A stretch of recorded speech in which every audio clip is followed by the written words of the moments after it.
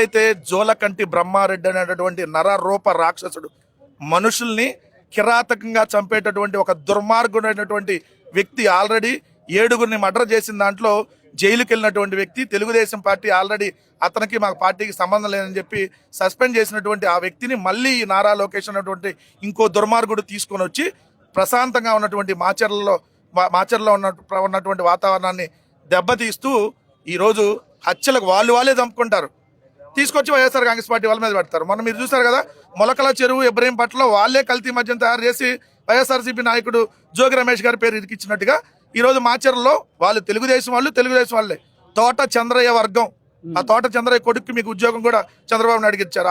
ఆ తోట చంద్రయ్య వర్గం, ఈ వర్గం వీళ్ళిద్దరికి ఆధిపత్య పోరు. ఎందుకంటే ఎస్పీ వచ్చి వీళ్ళని అక్కడ ఈ గ్రామంలో వీళ్ళే పెద్దలని చెప్పి అనౌన్స్ చేసి వెళ్ళాడు. అందుకని ఆ తోట చంద్రయ్య వర్గం వీళ్ళిద్దరిని చంపేసింది.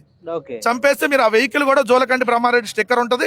జోలకంటి బ్రహ్మారెడ్డి ఆ వెహికల్ వాళ్ళు కొన్నప్పుడు ఓపెన్ చేయించింది కూడా Jolakanti Brahmareddy. So SP clear గా చెప్పాడు ఇది తెలుగుదేశం పార్టీ ఆధిపత్య పోరులో భాగంగా జరిగినటువంటి హత్య అని చెప్పి. అంటే ఎస్పీ అలా ప్రకటించినా కూడా మళ్ళీ పిన్నెల్లి బ్రదర్స్ ని దాంట్లో ఇరికిచ్చారని అంటే ఇది అక్రమ కేసు అని క్లియర్ గా అర్థం కావట్లేదా? పిన్నెల్లి రామకృష్ణారెడ్డి గారు అంతకుముందు 54 రోజుల పాటు ఇలానే జైల్లో పెట్టారు. జైల్లో పెడితే ఏమన్నా భయపడతారు అనుకుంటున్నారా? అంటే అప్పుడు ఈవీఎంలు బద్దలు కొట్టినందుకోసం జైల్లో పెట్టారు, ఇప్పుడేమో ప్రజలు సరే ఈవీఎంలు ఆ రోజు ఎందుకు చేయాల్సి వచ్చింది? ప్రజాస్వామ్యయుతంగా ఎన్నికలు జరపకుండా వాళ్ళు రిగ్గింగ్ చేస్తున్నప్పుడు మీ ఊర్లో మీరు రిగ్గింగ్ చేస్తున్నారు, మీ ఊర్లో ఎవరో రిగ్గింగ్ చేస్తుంటే మీరే సర్పంచ్ అభ్యర్థి, మీరు వెళ్ళి ఏం చేస్తారు? ముందు అడ్డుకోవడానికి ప్రయత్నిస్తారు, వినకపోతే అలానే జరుగుతూ ఉంది చాలా చోట్ల. సో ఏం చేస్తారు? ఎవరైనా అలానే చేయాల్సినటువంటి పరిస్థితి ఉంటుంది.